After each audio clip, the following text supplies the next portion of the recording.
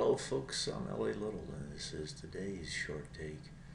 You know, when you're looking at a market that's bouncing around like a yo-yo, you have to kind of pull back and look for the safer trades. And some of them are kind of boring, but at least they're safe. You know, one of them, for example, is the euro and shorting the euro. We know that they're going to keep pushing out QE in Europe. And as they do that, that's going to continue to put pressure on that currency.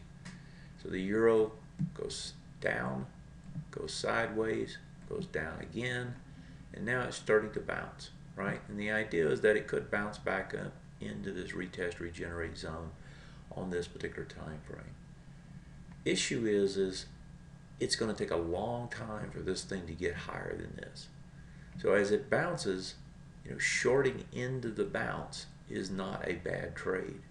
In other words, the trend is on your side.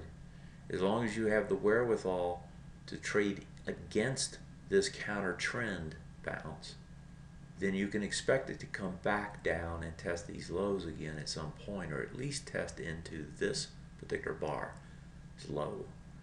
So when I'm looking at the euro, it's like, okay, yeah, I'm not going to make a huge amount of money, but if I take a 2-to-1 like an EUO or something, trade against it, then I could pick up some decent change and have the wind at my back.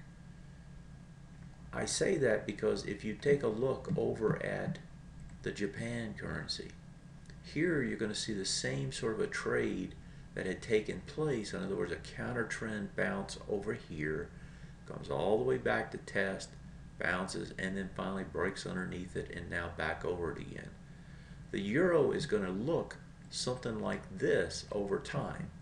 So when we bring it to a weekly chart, you can see how it makes a low, bounces, comes back and tests that low, and now it's bouncing again.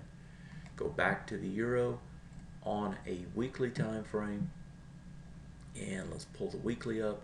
You can see you make the low, you start the bounce, you're eventually going to come back and test down into these areas. That's a safer trade, and right now in a yo-yo market, a safe trade is not a bad place to be. That is today's short take.